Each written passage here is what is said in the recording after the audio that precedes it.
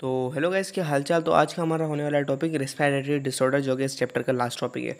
तो basically respiratory disorder मतलब ये सांस लेने का जो प्रोसेस है उसके जो कुछ डिसऑर्डर्स हैं, उसमें कुछ डिसऑर्डर्स आ जाते हैं, यानी इन्फेक्शंस वगैरह। तो उसके आज हम डिस्कस करेंगे कुछ जो बीमारियां हैं, उन्होंने डिसऑर्डर्स हैं उन्होंने बताया हुए नीचे। फर्स्ट है ब्रोंकाइटस। अब ब्रोंकाई मतलब जो है आपका जो सांस की नाली जो होती है उसे हम कहते हैं ब्रोंकाई, जो कि हमने पढ़ा था ट्रेकिया के बाद मिलती है जो बनती है। तो बेसिकली जो ब्रोंकाइट, जब कोई भी एक वर्ड है उसके आखिर में टी आई एस आ जाता है, टिस, तो इसका मकसद हो जाता है उस चीज़ की इन्फ्लामेशन हो रही होती है। यहाँ पर टिस की मीनिंग क्या होती है? Inflammation, the inflammation of bronchioles. तो बेसिकली ब्रोंकाई की जो होती है यहाँ पर होती है इन्फ्लामेशन, ब्रोंक्यूल्स की नहीं, ब्रोंकाई की। तो बेसिकली जो एक ट्रेकिया होती है दो में डिवाइड हो रही होती है, एक एक लंग में जा रही होती है और एक दूसरे लंग में जा रही होती है। तो बेसिकली जो ब्रोंकाई होती है उसका जो ब्रोंकाइटस मतलब यहाँ पर हवा बहुत ज़्यादा, यानी वो हो जाता है इन्फेक्शन जो होता है, कोज होता है या तो आप स्मोकिंग, एक तो फर्स्ट इसका जो एक्सपोजर है वो है स्मोकिंग का, दूसरा होता है बैक्टीरिया वगैरह से। तो यहाँ पर हमें इसके जो हैं कुछ सिम्टम्स नज़र आते हैं, कफ, और जो है हमारे बलगम बनना, और जो है हमें सांस में थोड़ी जो है मुश्किलात हो रही होती है, और लो फीवर, यानी फ़ीवर की तरह फील हो रहा होता है कि हमें थोड़ी सर्दी लग रही होती है, तो लो फीवर की तरह फील हो रहा होता है। तो बेसिकली ये कुछ हैं इसके सिम्टम्स। तो यहाँ पर आ जाता है एम्फाइसीमा। तो ये एक लॉन्ग टर्म एक्सपोजर है, मतलब एक यानी परमानेंट डिसऑर्डर है। तो बेसिकली ये डिसऑर्डर क्या है? इस डिसऑर्डर में मतलब ये है कि ये अल्विलाई का डिसऑर्डर होता है, वो ब्रोंकाई का होता था, ये डिसऑर्डर होता है अल्विलाई का।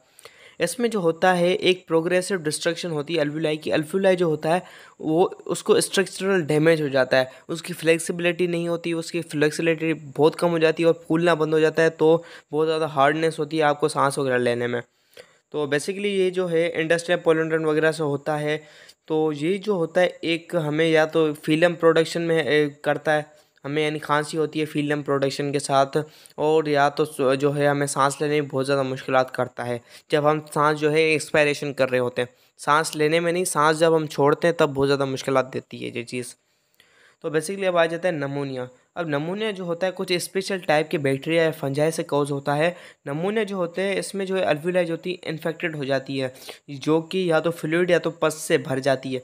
तो इसकी वजह से जो है यानी जो हमें सांस लेना बहुत ज़्यादा मुश्किल हो जाता है। नमोनिया का जो होता है, अगर हम 1 मिनट में, अगर कोई नॉर्मल बच्चा है वो 20 दफ़ा सांस ले रहा है, तो वो उस जगह पर 30 दफ़ा सांस लेगा, 25 दफ़ा सांस लेगा, यानी वो अपनी सांस घेरे घेर लेगा, क्योंकि उसको बहुत ज़्यादा मुश्किलात हो रही होती है सांस लेने में। तो जहाँ पर जो है वो जो पेशेंट है जिसको नमूनिया है, वो उसको फीवर भी होगा, कफ भी होंगे, कपकपाए भी का, और छाती में थोड़ा थोड़ा पेन रहेगा। तो यही था नमूनिया। तो आगे बढ़ते हैं अस्थमा पर। तो बेसिकली अस्थमा एक वो कंडीशन है इन्फ्लामेटरी, जिसमें जो होता है एयर वेज ऑफ लंग्स में जो है ये एक बहुत ज़्यादा अफेक्ट करता है, मतलब सांस लेने में हमें बहुत ज़्यादा मुश्किलात होती है। It is characterized by shortness of breath. इसमें जो है हमें सांस थोड़ी थोड़ी आती है, हमें बहुत ज़्यादा मुश्किलात होती है। क्यों?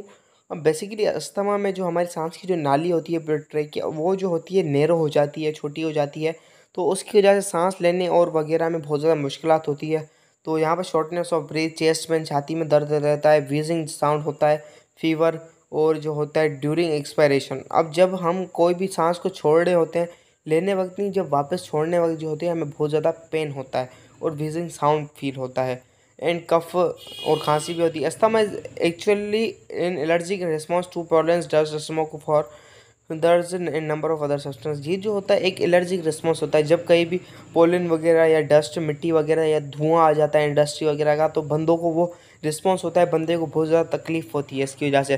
तो अस्थमा भी कैरेक्टराइज की गई है, आगे हमारी बुक में नहीं है। अगर इसके भी टाइप्स होते हैं, एक किसी शख्स को रात में पड़ता है अस्थमा का दौरा, किसी को सुबह को पड़ता है, किसी को 2 टाइम, तो इसकी अलग अलग क्लासिफिकेशन है। तो बेसिकली ये होता है। तो यहाँ पर सबसे ज़्यादा तो ये इसका जो होता है अस्थमा का जो है सिम्टम होता है कि बंदे को बहुत ज़्यादा मुश्किलात होती है, हद से ज़्यादा सांस लेने में और छोड़ने में इतनी बहुत ज़्यादा मुश्किलात होती है। अब यहाँ पर आ जाता है जो है lung cancer. Basically lung cancer जो होता है एक वो कैंसर हो जाता है जो लंग के जो टिश्यूज़ वगैरह हो जाते हैं उसमें म्यूटेशंस आ जाती हैं। अब ये जो होता है लंग कैंसर, बेसिकली जो होता है सबसे ज़्यादा आम तौर पर स्मोकिंग की वजह, जब हम सिगरेट वगैरह पीते हैं, स्मोकिंग वगैरह की वजह से हमें ये होता है। तो कभी कभी जो होता है एयर पोल्यूशन की वजह से। अब नॉर्मल, अब हकीकत में यहाँ पर क्या होता है, म्यूटेशंस आ जाती हैं।